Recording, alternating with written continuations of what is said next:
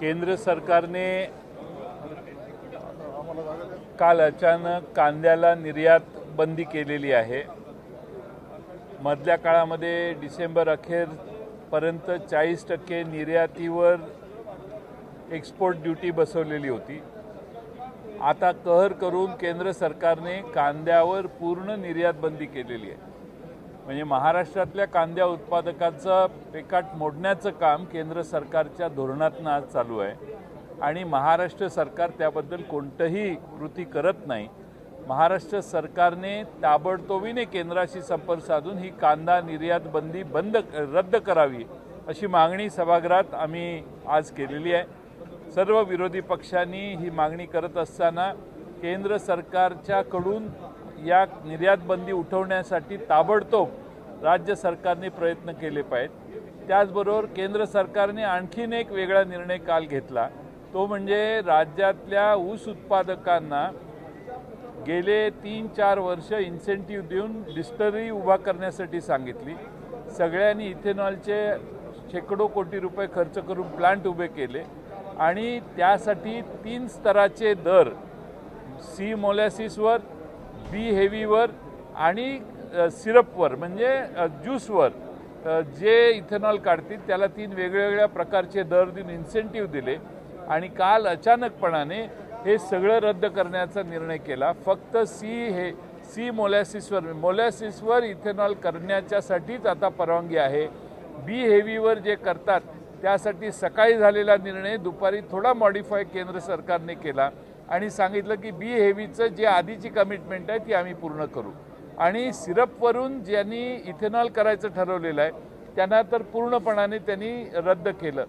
महाराष्ट्रात आणि देशामध्ये असे अनेक कारखाने आहेत ऊस उत्पादकांचे सहकारी कारखाने की ज्यांनी डिस्टिलरीमध्ये इन्व्हेस्टमेंट केलेले आहेत।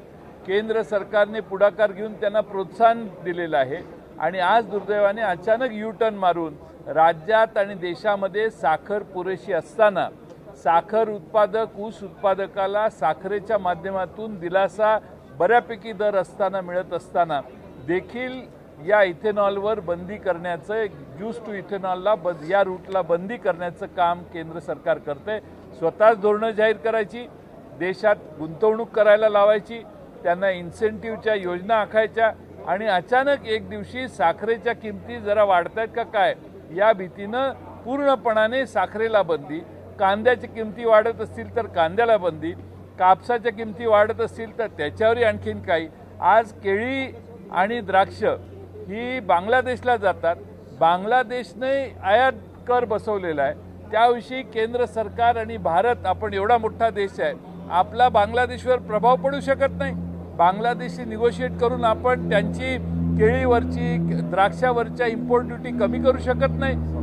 संत्र्याच्यासाठी देखील हीच परिस्थिती आहे, संत्र्यावर देखील इम्पोर्ट ड्युटी केली आहे। आता संत्र्याचा सीझन संपत आला त्यावेळी राज्य सरकारमधले प्रमुख म्हणतात की आम्ही संत्र्याच्यासाठी निर्यात तिथं आयात शुल्क ज्यांनी लावलेलं आहे त्यातला काही भाग आम्ही उचलू, पण आता ज्यांना शक्य होतं त्यांनी केलं आणि आता पूर्णपणाने संत्र्याचं सीझन संपत आलेलं आहे आणि म्हणून राज्य सरकारचे शेतकऱ्यांच्या निर्यातीबद्दलच्या धोरणात आडकाठी घालणारं धोरण केंद्र सरकारचं आहे।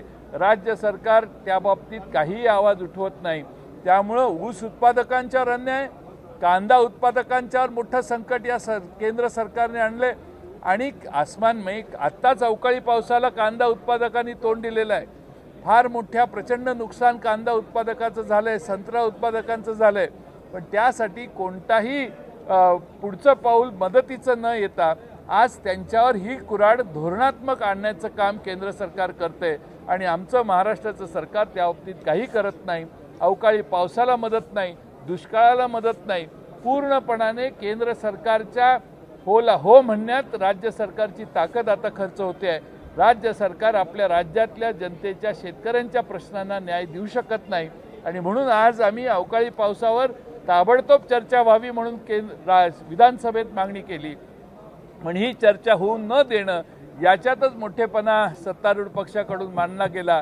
ठीक आहे, आमची संख्या आज कमी आहे, पण कमी असली तरी महाराष्ट्रातल्या शेतकऱ्यांचे प्रश्न आम्ही मांडतोय, त्या प्रश्नांची व्याप्ती मोठी आहे महाराष्ट्रातल्या प्रचंड सर्व भागात झालेल्या नुकसानीची चर्चा करण्यासाठी हे राज्य सरकार का टाळाटाळ करतंय हा खरा प्रश्न आहे आणि सरकार या चर्चेतून पळ काढतंय अशी आमची मत झालेलं आहे।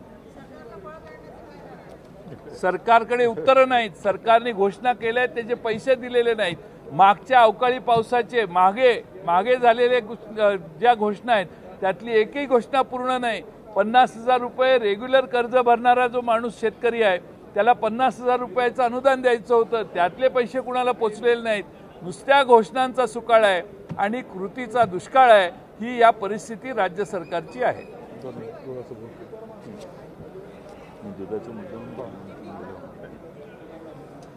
माननीय जयंतराव पाटील यांनी इथेनॉलचा विषय सांगितला, कांद्याचा विषय सांगितला आणि शेतकऱ्याची एकंदरच स्थिती महाराष्ट्रातली अत्यंत गंभीर झालेली आहे।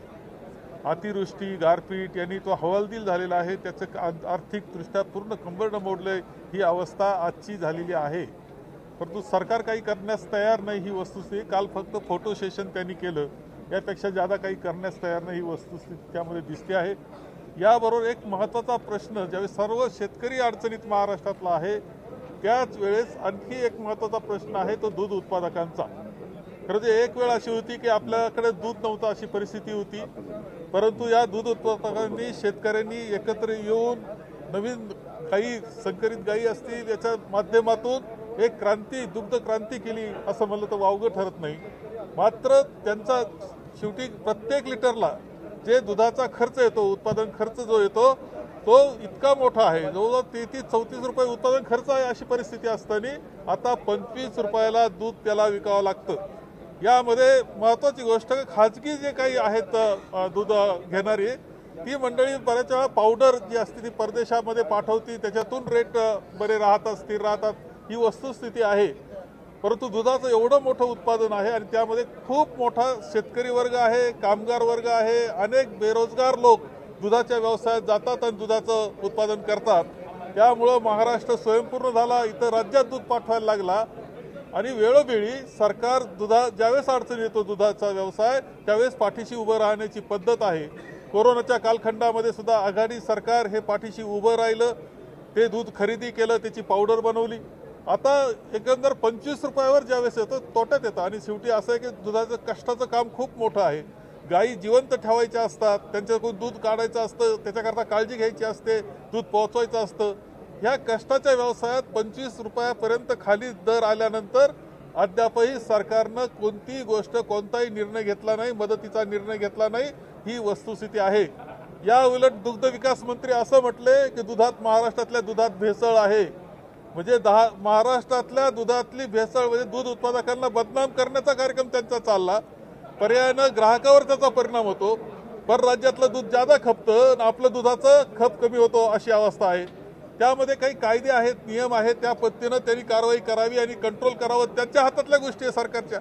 परंतु अशा पद्धतीनं बदनामी करण्याचं काम दूध उत्पादकांची ते करतायत, ही दुसरी बाजू आम्हाला दिसते आहे। आणि म्हणून आमचं स्पष्ट मत आहे की यामध्ये काही राज्यांमध्ये दुधाला प्रत्येक लिटरला मदत केली, अनुदान दिले सरकारांनी, 5 रुपयापर्यंत अनुदान दिलेलं आहे कर्नाटक सरकारने, त्याचबरोबर आंध्र सरकारने मदत केलेली आहे। आपण सुद्धा त्यामध्ये त्या मदत करावी किंवा पावडर निर्याती करता मदत करावी आणि दुधाचे भाव 34-35 रुपये मिळाले पाहिजे, या पद्धतीनं स्थिर कसे होतील याकरता शासनानं निर्णय घेणं आवश्यक आहे। परंतु दुर्दैवी हा विषय मांडत असताना परवानगी न देणं सभागृहात अशा गोष्टी घडल्यात, मीटिंग लावतो असं म्हटलेत, परंतु निर्णयाच्या बाबतीत आम्हाला काळजी वाटते, कारण पैसे एकंदर राज्याचीच आर्थिक व्यवस्था इतकी बिघडलेली आहे आता सध्या। परंतु आमची अपेक्षा आहे की या दूध शेतकऱ्याच्या पाठीशी, दूध उत्पादक पाठीशी सरकारनं उभं राहिलं पाहिजे। महाराष्ट्रातील शेतकरी पिंपरी निर्मळ नावाचं गाव आहे राहता तालुक्यात, त्या गावामध्ये मतदान विरोधात केलं म्हणून 2 दलित कुटुंबाला जबर मारहाण करण्यात आली, गुन्हा दाखल झालाय, अनेक दिवस झाले, मात्र एकालाही ताब्यात घेण्यात आलं नाही। हे जे आरोप आहेत खुद छगन भुजबळांनी आता काही वेळापूर्वी इथे केलेत, मंत्री स्वतः या गोष्टीचा निषेध करतायत, मग प्रशासनावर पक्षपात नाही। मला बारकावे त्यातले आता माहिती नाही, जरूर बारकावे मी माहिती करून घेईन। असं आहे की महाराष्ट्रातील शेतकरी अतिशय अडचणीत आहे आणि अशा पद्धतीनं महाराष्ट्रातील शेतकरी अडचणीत असताना या ठिकाणी विधानसभेमध्ये त्याची चर्चा झाली पाहिजे अशी आमची सर्वांची मागणी होती. आम्ही सरकारला विनंती केली, आम्ही अध्यक्षांना विनंती केली की शेतकऱ्यांच्या प्रश्नावर तुम्ही चर्चा आज घडून आणा, आजच ही चर्चा झाली पाहिजे अशी मागणी केली. पण त्यानिमित्तानं सरकारसुद्धा या शेतकऱ्यांच्या प्रश्नावर बोलायला तयार नाही आणि विधानसभाच्या अध्यक्षांनी सुद्धा आम्हाला परवानगी दिली नाही. आज आपण पाहतो, आज विदर्भामध्ये अधिवेशन होत आहे. विदर्भामध्ये प्रामुख्याने मोठ्या प्रमाणात कापूस होतो. कापूस उत्पादक शेतकऱ्यांना ज्या पद्धतीनं आमचं जेव्हा 2 वर्षापूर्वी सरकार होतं तेव्हा 14,000 रुपयापर्यंत आम्ही कापसाला भाव दिला. मागच्या वर्षी या सरकारने कापसाला भाव दिला नाही. आता यावर्षी तर मागच्या वर्षीपेक्षा सुद्धा खराब परिस्थिती कापसाच्या बाबतीत आहे. यावर्षी कापसाला फक्त 7,000 रुपये भाव आहे. त्याच्यामुळे आमच्या सर्व पक्षांची मागणी आहे की कापसाला 14,000 रुपये भाव राज्य शासनाने दिला पाहिजे. नंबर 2, सोयाबीन संपूर्ण महाराष्ट्रामध्ये होतं, सोयाबीनला सुद्धा भाव नाही. सोयाबीनचे जे हमी भाव राज्य शासनाने आणि केंद्र शासनाने जाहीर केले ते फक्त 4,200 रुपये आहे. आणि मी आपल्याला आठवण करून देतो की 10 वर्षापूर्वी हेच आज जे देवेंद्रजी फडणवीस उपमुख्यमंत्री आहेत ते विरोधी पक्षनेते असताना आणि पाशा पटेल तेव्हा आमदार असताना या दोघांनी, देवेंद्र फडणवीस आणि पाशा पटेल यांनी शेतकरी दिंडी काढली होती 10 वर्षापूर्वी 2013ला. आणि त्या शेतकरी दिंडीमध्ये देवेंद्र फडणवीस आणि पाशा पटेल यांनी मागणी केली होती 10 वर्षापूर्वी की सोयाबीनला 6,000 रुपये भाव द्या. आज 10 वर्षानंतर आम्ही मागणी करतो. देवेंद्र फडणवीस मुख्यमंत्री झाले पण त्यांनी स्वतःची मागणी पूर्ण केली नाही. आज ते महाराष्ट्राचे उपमुख्यमंत्री आहेत. पाशा पटेल कृषी मूल्य आयोगाचे अध्यक्ष आहेत. त्यांनी या बाबतीत, कापसाच्या बाबतीत, सोयाबीनच्या बाबतीत, धानाच्या बाबतीत, या सर्व बाबतीत कृषी मालाला कशा पद्धतीने चांगला भाव मिळेल या पद्धतीने त्यांनी निर्णय घ्यायला पाहिजे. त्याच्यामुळे आमची मागणी आहे की कापसाला 14,000 रुपये, सोयाबीनला 8,000 रुपये भाव दिला पाहिजे आणि त्याचबरोबर धानाचा सुद्धा बोनस लवकरात लवकर जाहीर केला पाहिजे.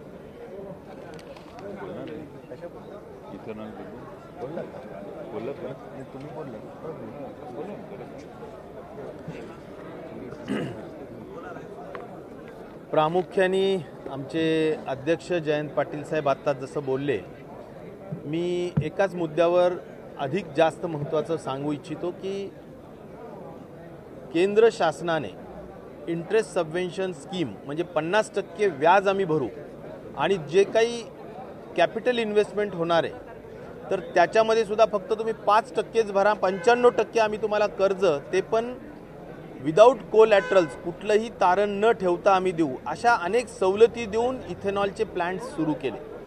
आणि इथेनॉलच्या बाबतीत आत्ताच जे मोठं ग्लोबल या ठिकाणी समिट झालं होतं ज्याचा एवढा देशभरामध्ये गाजावाजा केला, यामध्ये सुद्धा बायोफ्युएल्स असोसिएशनच्या माध्यमातून आपला देश कसा पुढे येतोय हे सगळं सांगण्याचं काम केलं. परंतु हे सगळं जरी खरं असलं तरी सुद्धा आज दुर्दैवाने 100% U-टर्न घेण्याचं काम आज केंद्र शासनाने केलं आणि ज्यूस टू इथेनॉल किंवा सिरप टू इथेनॉल पूर्णपणे बंद करण्याचे आदेश अतिशय तातडीनं कालच्या तारखेतच दिलेले आहेत. मी या निमित्ताने सांगू इच्छितो की कशासाठी केलं होतं, याचे 4 महत्त्वाचे कारण आहेत. पहिलं, आपण पर्यावरणाच्या दृष्टिकोनातून हे ग्रीन फ्युएल आहे त्यामुळे त्याला प्रोत्साहन दिलं पाहिजे. पेट्रोलच्या ऐवजी हे 20% आपण पेट्रोलमध्ये मिश्रित करतो आणि त्यामुळं प्रदूषण कमी होईल, हा त्यातला महत्त्वाचा भाग होता. दुसरं, शेतकऱ्यांना लिक्विडिटी म्हणजे त्या ठिकाणी कारखान्याला ताबडतोबीनं ऊस उत्पादकाला भाव देता येऊ शकेल आणि वेळेत पैसे चुकते करता येऊ शकतील, हा पण एक दृष्टिकोन होता. आणि त्यामुळं आज ऊस उत्पादक शेतकरी, साखर कारखाने, ह्या सगळ्याच गोष्टी अडचणीत आलेल्या आहेत. अनेक कारखाने हे त्यांच्या धोरणानुसार केंद्र शासनाच्या स्टँड अलोन डिस्टिलरी आहेत. स्टँड अलोन डिस्टिलरीचा अर्थ असा की फक्त ज्यूस काढायचा आणि ज्यूसपासून डायरेक्टली इथेनॉल बनवायचं. साखर बनवण्याची यंत्रसामुग्री ठेवलेलीच नाही, अशा स्वरूपाच्या सुद्धा अनेक कारखाने उभे राहिलेले आहेत. आज हे कारखाने एका दिवसात कालच्या नोटिफिकेशनमुळे बंद करावे लागले. मला वाटतं की तो कारखाना अत्यंत आर्थिक अडचणीत येईल, तिथला ऊस उत्पादक शेतकरी अडचणीत येईल. त्या कारखान्यासाठी नेमणूक केलेली तोडणी आणि वाहतूक यंत्रणा ती 100% ठप्प बसेल आणि या निमित्ताने संबंध ह्या सगळ्या गोष्टींवर खूप मोठा आघात होणार आहे. आणि म्हणूनच तातडीनं या संदर्भातला निर्णय बदलला पाहिजे आणि जर गरज पडत असेल, साखरेचा भाव वाढत असेल तर साखर वेळेनुसार आयात करावी, अशा पद्धतीचं सुद्धा या निमित्ताने काम करता येऊ शकेल. वास्तविक साखर एक्सेस नाहीच. साखर या वर्षीचं उत्पादन सुद्धा 310 लाख टन होणार आहे. मागच्या वर्षीचा साधारण 40 लाख टनाचा अतिरिक्त साठा मागच्या वर्षीचा कॅरी फॉरवर्ड झालेला आहे. म्हणजे 3,50,000 टन साखर उत्पादन या वर्षी एकंदर उपलब्ध होणार आहे आणि त्यातलं जास्तीत जास्त 250 लाख एवढाच खऱ्या अर्थाने आपल्या कन्झम्पशनसाठी देशाच्या लागतो. आणि म्हणून कुठेही असा शिलकेचा अशा पद्धतीचा विषय नाही आहे. जरी साधारणपणे 30 लाख 35 लाख टन साखरेचा आपण इथेनॉलमध्ये कन्वर्ट केलं तरी सुद्धा कुठलीच अडचण येणार नाही. अशी परिस्थिती असताना पॅनिक होऊन जे निर्णय घेतले जात आहेत, मला वाटतं ते अर्धवट माहितीच्या आधारावर घेतले जात आहेत आणि त्यामुळं ऊस उत्पादक शेतकऱ्यांना अडचणीत टाकण्याचं काम केंद्र सरकार करतंय. हा मुद्दा सुद्धा आम्ही या ठिकाणी मांडला. निवडणूक डोळ्यासमोर ठेवून हे निर्णय घेतले जात असतील तर मला वाटतं महाराष्ट्राचा ऊस उत्पादक शेतकरी कधीही या गोष्टीला माफ करणार नाही. अशा पद्धतीची ही कृती निश्चित प्रकारे होणार आहे. आणि आज हेच सगळे मुद्दे, या ठिकाणी कापसाला भाव नाही आहे, या ठिकाणी सोयाबीनला भाव नाही आहे, जे भाव सध्याच्या सरकारमध्ये महत्त्वाच्या पदांवर असणारे जे लोक आहेत ते जे भाव मागत होते 8-8, 10-10 वर्षापूर्वी, ते भाव आज 10 वर्षांनी सुद्धा मिळत नाही आहेत. तरी सुद्धा या सरकारला कशाची गम नाही. आणि म्हणून या सगळ्या प्रश्नावर मागच्या वर्षीचा अनुदान मिळालं नाही, या वर्षीचा जो आता अवकाळी पाऊस झालेला आहे त्याच्या बाबतीतले पंचनामे सुरू नाही, या सगळ्या गोष्टींवर बोलण्यासाठी ज्यावेळी विरोधी पक्ष पुढाकार घेतोय तर त्यांचा तोंड दाबण्याचं काम या ठिकाणी केलं जातं. माईक चालू केला जात नाही, विरोधी पक्ष नेत्याला बोलू दिलं जात नाही. आणि म्हणूनच हा सभात्याग करून आम्ही सगळेजण या ठिकाणी बाहेर आलेलो आहोत. मला असं वाटतं की जनतेने तरी या गोष्टीची सरकारच्या दृष्टिकोनातूनची ही निषेधार्ह जी गोष्ट आहे त्याची गांभीर्याने नोंद घ्यावी अशी या निमित्ताने आम्हाला सगळ्यांना सांगण्यात.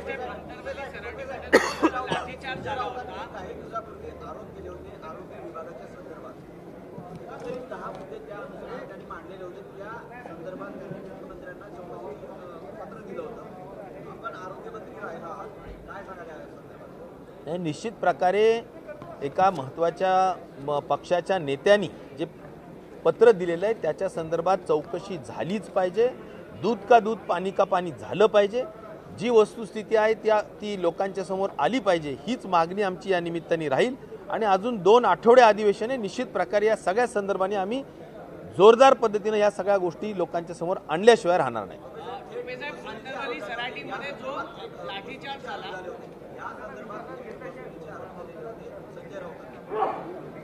नाही, मी म्हणतो ना की ज्या सगळ्यात महत्त्वाचं चौकशी तातडीनं व्हावी आणि चौकशी करून त्या ठिकाणी जी काही सत्यता आहे ती बाहेर काढा.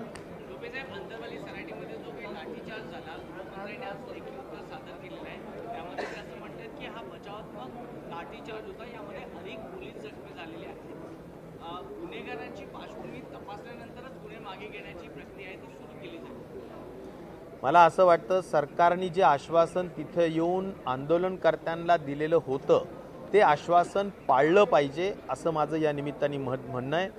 गुन्हे वापस घेतले पाहिजे किंवा वापस घेऊ अशा पद्धतीचं आश्वासन त्या ठिकाणी येऊन दिलं असल्यामुळे मला वाटतं की त्याबाबतचा शब्द पाळण्याचं काम त्या ठिकाणी केलं पाहिजे. जरूर लाठीचार्जची सत्यता तपासावी, परंतु त्या ठिकाणी आंदोलनकर्ते हे काही फार मोठे अशा स्वरूपाने सराईत गुन्हेगारीत अशातला भाग नाही आहे.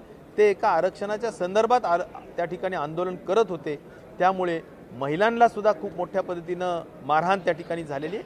मला असं वाटतं की जी सत्यता आहे ती तर जरूर पाहावी, तपासावी, परंतु आंदोलनकर्त्यांवरचे जे लाठीचार्जचे जे गुन्हे आहेत त्या संदर्भात आम्ही हे गुन्हे वापस घेऊ असा शब्द या राज्याच्या प्रमुखांनी त्या ठिकाणी दिलेला आहे. त्यामुळे तो शब्द पाळावा अशी आमची त्या ठिकाणची विनंती.